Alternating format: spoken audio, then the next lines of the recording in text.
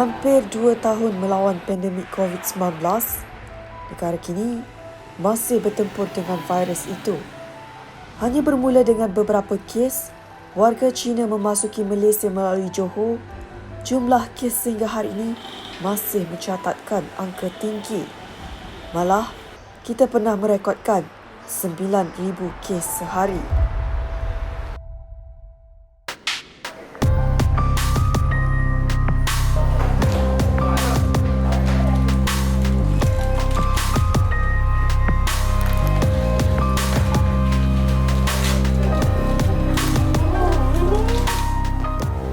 Jangkitan yang tak terjangka menyebabkan hospital kerajaan semakin sesak.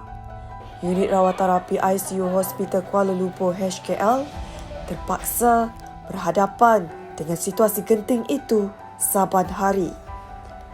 Bagaikan medan perang, doktor perlu menentukan siapa yang perlu diutamakan.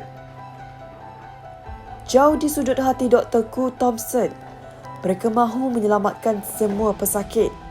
Namun, apakah daya, kepahitan membuat pilihan itu harus ditelan.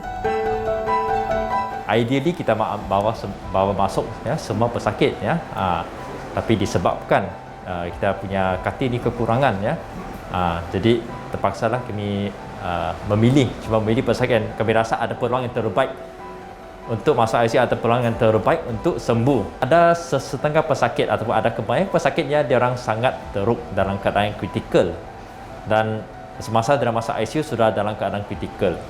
Banyak kerosakan organ. Dan pesakit seperti itu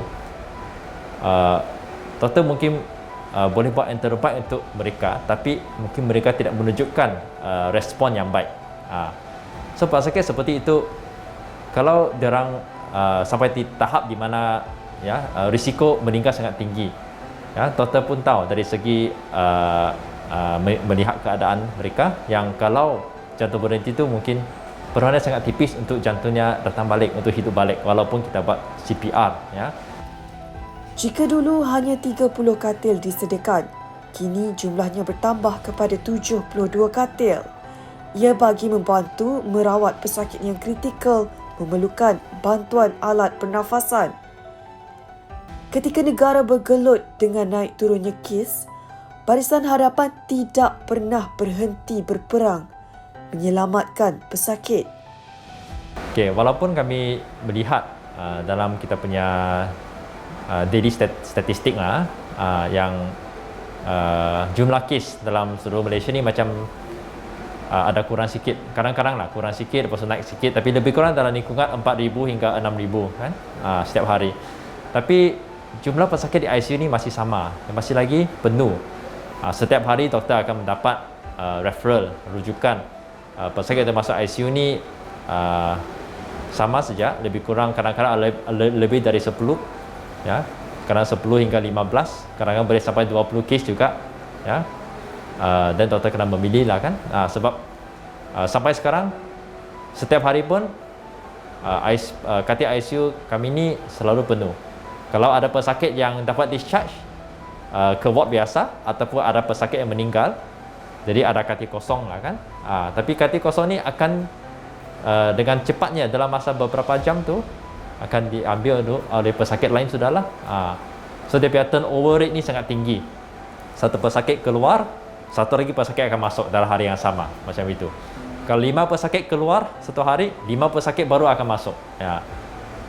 So satu katil yang kosong ni tidak akan kosong untuk satu masa lama, maksud doktor. Dalam masa beberapa jam sudah booking. Ada sudah pesakit yang mau masuk, tunggu mau masuk saja. Itulah keadaan ICU sekarang.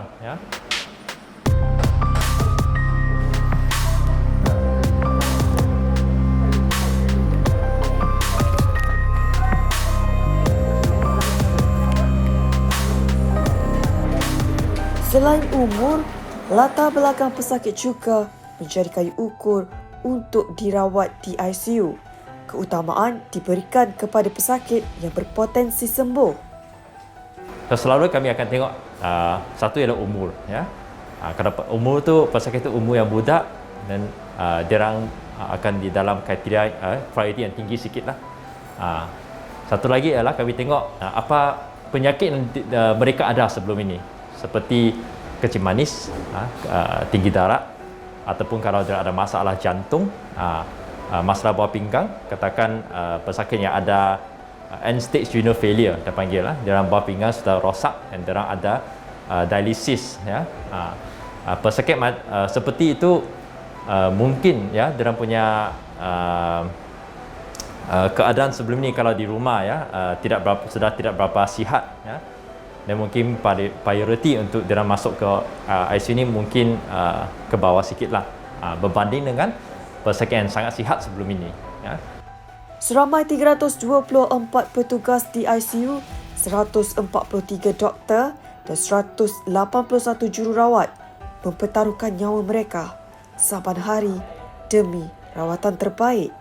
Walaupun penat, doktor rasa staf-staf semua, ya, doktor semua masih kami masih lagi sedang berbuat yang terbaik lah untuk pesakit lah, ya.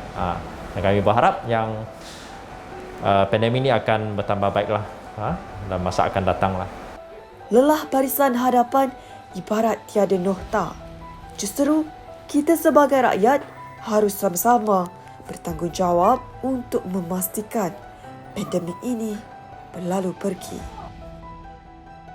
Sekarang sudah bulan 6, ya, dan kami tahu lama lagi lah, ya, dalam kami punya perang bersama dengan COVID lah.